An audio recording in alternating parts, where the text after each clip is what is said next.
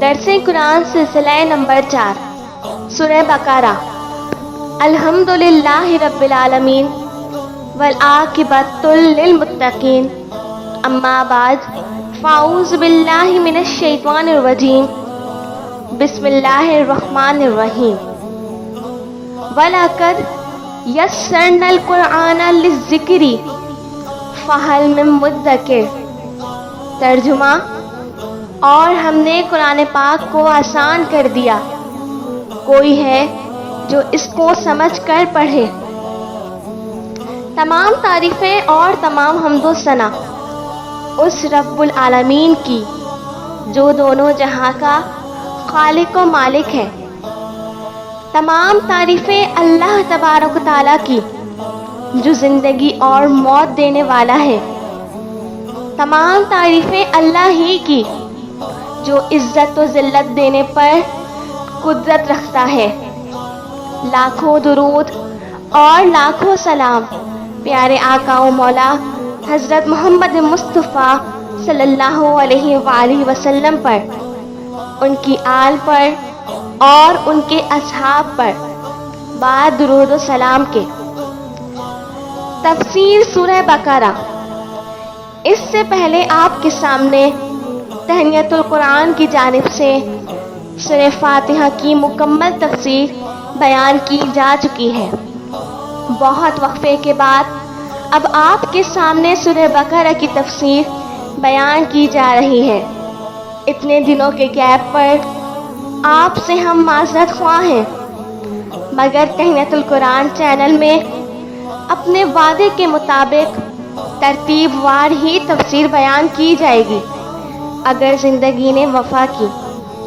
دعا ہے کہ اللہ تبارک و تعالیٰ اپنے محبوب صلی اللہ علیہ وآلہ وسلم کے صدقے مجھے صحیح بیان کرنے اور آپ لوگوں کو سننے اور عمل کرنے کی توفیق عطا فرمائے، آمین یا رب العالمین۔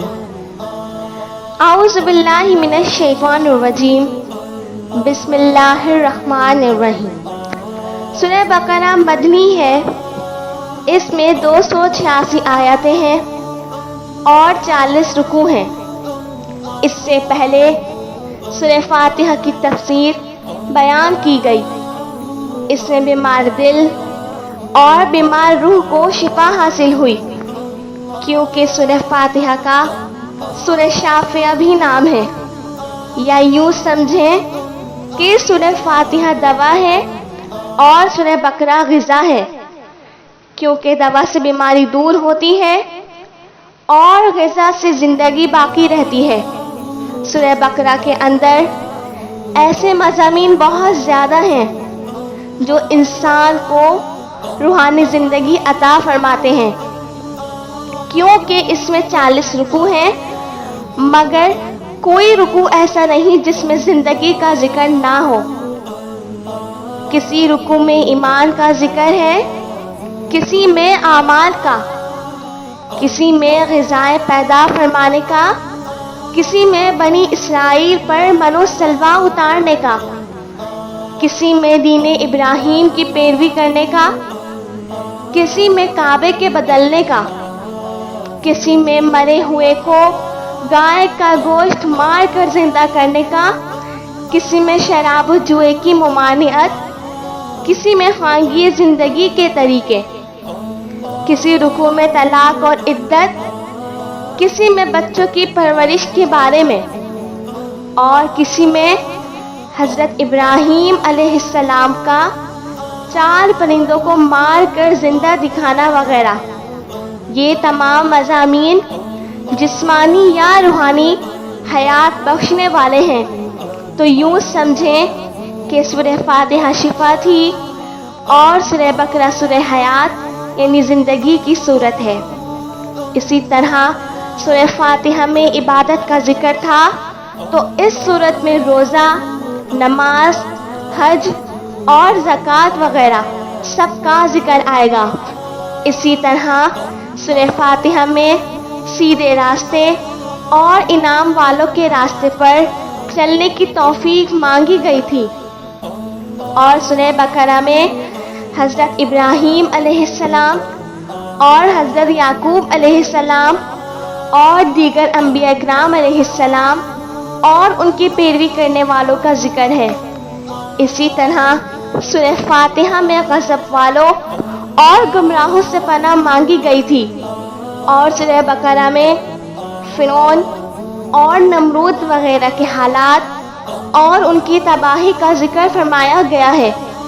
غرض کہ سورہ بقرہ کی تفصیل یا تفسیر سورہ فاتحہ کے بعد بیان فرمانا نہایت بہتر ہے۔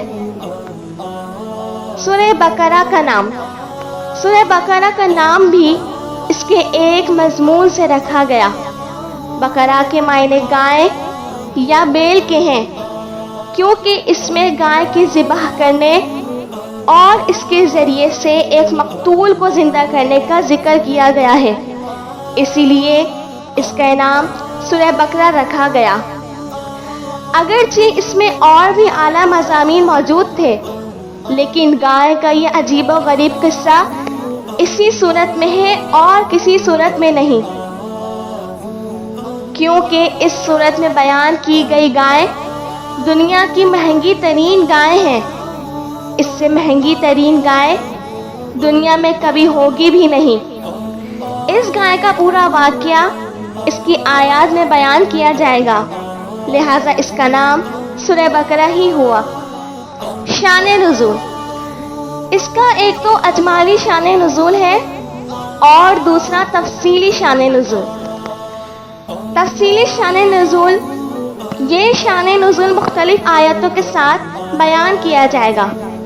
اجمالی شان نزول یہ ہے کہ جب بانی اسلام مکہ مکرمہ میں تشریف فرما تھے تو وہاں سے بت پرستوں اور مشرکین کا مقابلہ تھا، لیکن جب بانی اسلام مدینہ منورہ میں تشریف لائے تو یہاں عیسائیوں اور یہودیوں کی آبادی پائی۔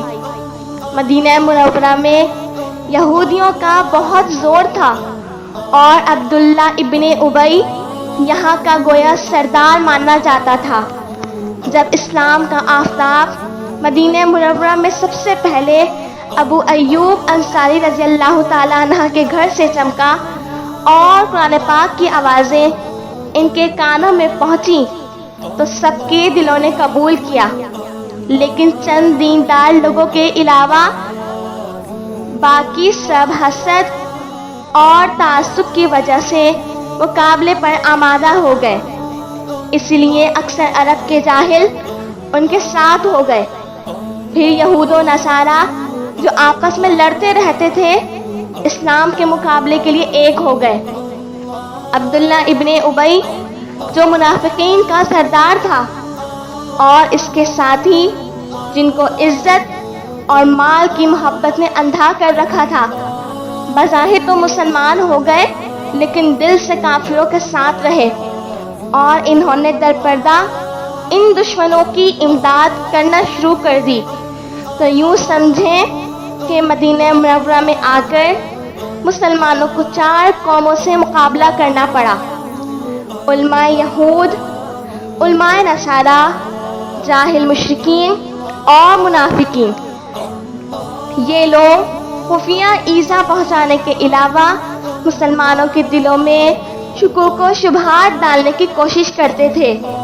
بس حکمت الہی کا تقاضا ہوا کہ ایک ایسی سنت اتاری جائے جن سے ان 4 فرقوں کی سرکوبی ہو جائے اور ان کے شبہات دور کیے جائیں۔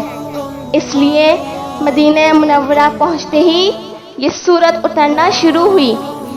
یہ تو اس پوری سورت کے نازل ہونے کی وجہ بیان کی گئی۔ آیتوں کا شان نزول انشاءاللہ تعالیٰ ان کے ساتھ بیان کیا جائے گا۔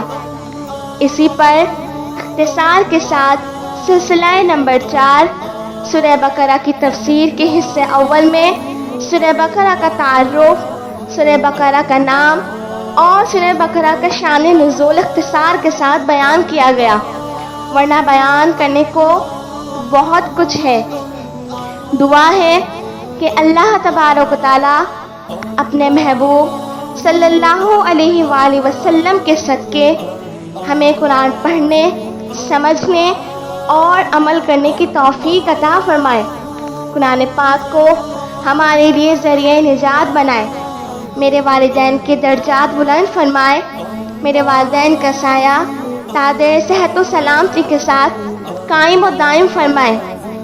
بیان کرنے والے اور سننے والوں کی بخشش و مغفرت فرمائے۔ رحمتیں اور برکتیں نازل فرمائے۔ آمین یا رب العالمین۔ زندگیاں ختم ہوئیں اور قلم ٹوٹ گئے۔ زندگیاں ختم ہوئیں اور قلم ٹوٹ گئے، مگر تیرے اوصاف کا ایک بھی باب پورا نہ ہوا۔ وما علینا الا البلاغ المبین، وصلی اللہ تعالی علی خیر خلقہ وعلی آلہ واصحابہ اجمعین برحمتک یا ارحم الراحمین۔